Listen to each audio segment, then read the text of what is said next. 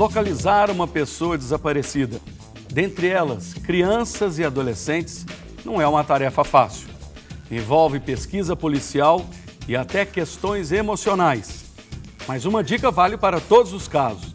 Além de colocar as informações na internet, o mais importante é comunicar o desaparecimento às autoridades e fazer um boletim de ocorrência. Não é preciso esperar 24 ou 48 horas para se fazer a denúncia. Agir rápido pode aumentar muito as chances de encontrar a criança ou adolescente.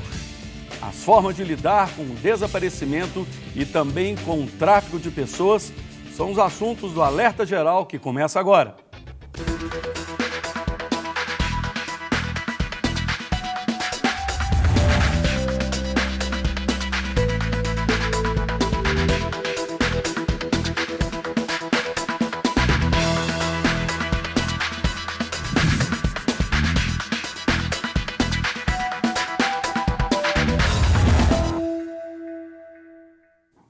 Olá, existe uma lei federal que determina o registro e as buscas imediatas para a localização de criança e adolescente desaparecidos. Em Belo Horizonte, por exemplo, existem 10 painéis instalados em pontos de grande circulação ao público.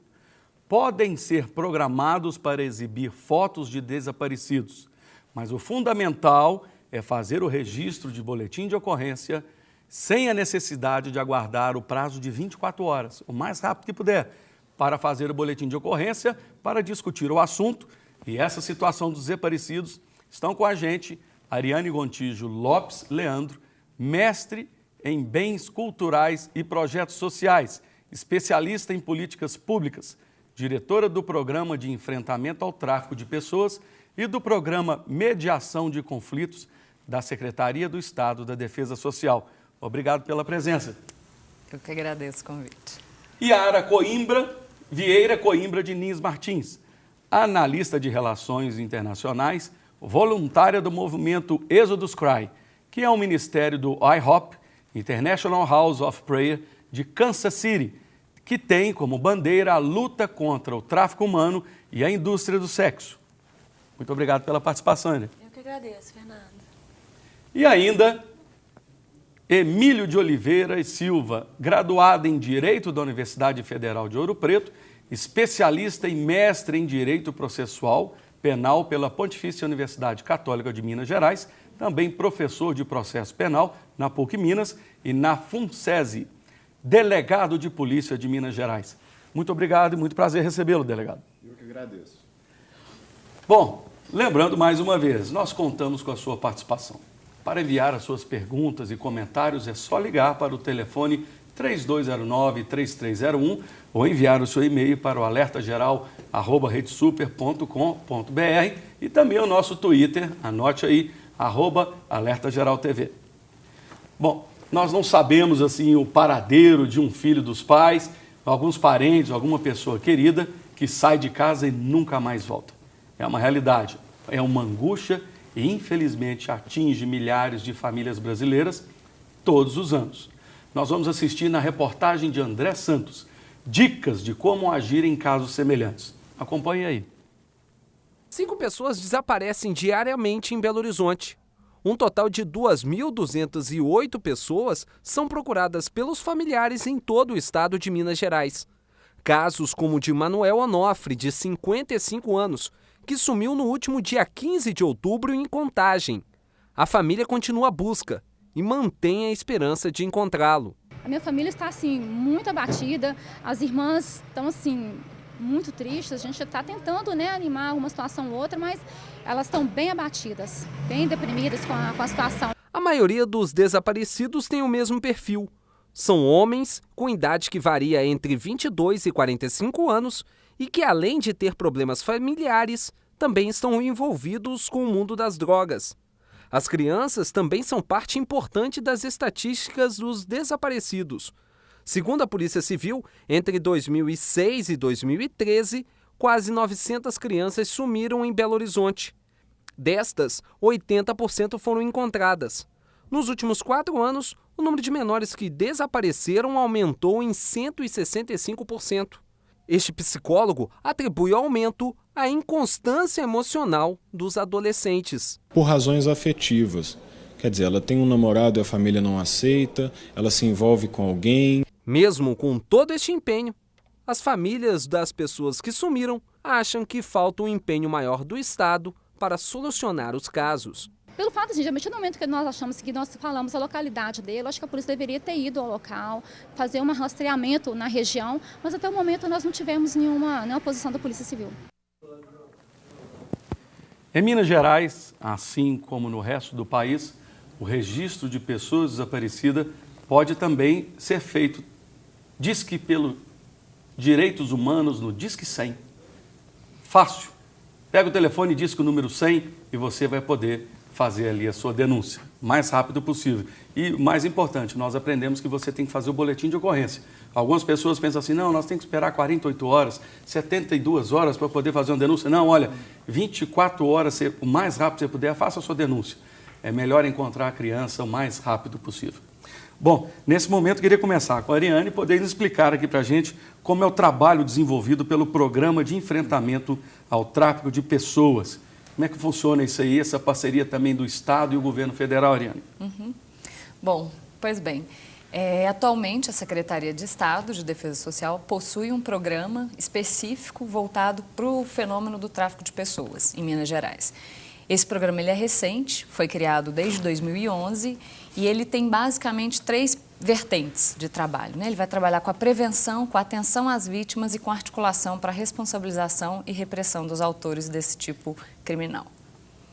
Basicamente, essa é a estrutura hoje que funciona, né? A gente tem um núcleo de enfrentamento ao tráfico de pessoas, um comitê interinstitucional de enfrentamento ao tráfico de pessoas e uma previsão de implantação de um posto avançado no aeroporto de Confins. Essa é hoje a estrutura do governo de Minas Gerais. Eu ouvi há pouco tempo que parece que é CEDES, né? É SEDES. Eles estão criando também uma parceria, não sei se é esse final de ano ou ano que vem, para poder fazer um levantamento que nem o próprio governo ainda conseguiu identificar a quantidade de pessoas que estão desaparecidas?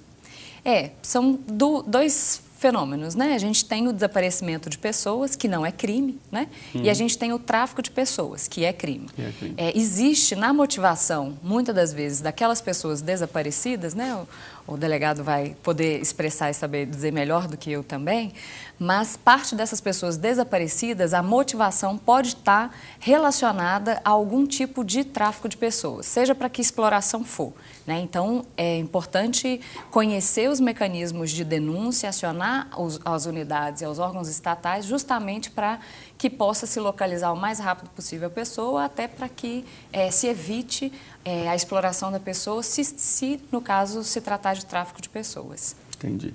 Delegado, qual que é a primeira medida que a pessoa tem que ter em relação à polícia, em relação às autoridades? O que ele tem que fazer? Ele precisa fazer um boletim de ocorrência, ele pode denunciar também na delegacia? O que ele precisa fazer? Sim, ela deve imediatamente procurar a delegacia mais próxima de sua residência, fazer o registro da ocorrência para o início das atividades policiais que se destinarão a localizar aquela pessoa. É muito importante que essa medida seja tomada da forma mais rápida possível para evitar o deslocamento desse indivíduo, no caso do tráfico de pessoas, ou outros crimes que podem resultar do desaparecimento, como o homicídio, o sequestro, por exemplo. Quer dizer, a família fica sem saber onde é que está. Tem uns que claramente quer sumir, quer desaparecer.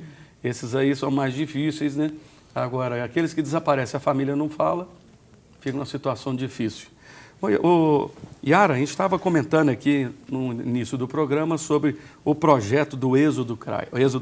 Isso. Você pode falar um pouco? Parece que tem um pessoal em Belo Horizonte, rodando também no Brasil, para poder explicar sobre esse projeto. Conta pra gente aí. Pois é, o Êxodo CRAI é uma organização não governamental que produziu um documentário, né, que chama Nefários, o Mercador de Almas, exatamente falando sobre essa questão do tráfico humano, que hoje é a terceira maior indústria no mundo em termos de movimentação financeira. Então, é uma indústria que faz o tráfico não só de mulheres, mas de crianças, né? Então, por exemplo, no Brasil, estima-se que nossas crianças fazem parte desse tráfico, e o Exodus Cry, então, ele lançou esse documentário Nefários para conscientizar, levar a população a conhecer o problema, levantar pessoas para orar e, junto com o Estado e a organização do próprio governo, tentar resgatar essas meninas e mulheres que são vítimas dessa situação. Quer dizer, de vez em quando só que aparece na mídia algum tipo de assunto ou tema que fica interessante, todo mundo se importa com o assunto. Há um tempo atrás, já passaram até alguns anos de desaparecida, aquela criança inglesa em Portugal. Agora apareceu mais algumas notícias, algumas cenas, né, nos próximos capítulos, que uma pessoa realmente já estão falando que ela foi sequestrada mesmo. Então agora talvez tenha alguma solução a esse processo que aconteceu lá. Nós temos um vídeo que a gente gostaria de passar daqui a pouco, mostrando realmente um pouco do trabalho e como ele está sendo feito. Não saia daí que logo, logo nós o veremos. Ariane, o Brasil tem uma posição geográfica assim, que fica na rota realmente de agentes aliciadores desse tipo de tráfico? Pois bem, aquela hora você me perguntou dos dados, né? Vou emendar a sua pergunta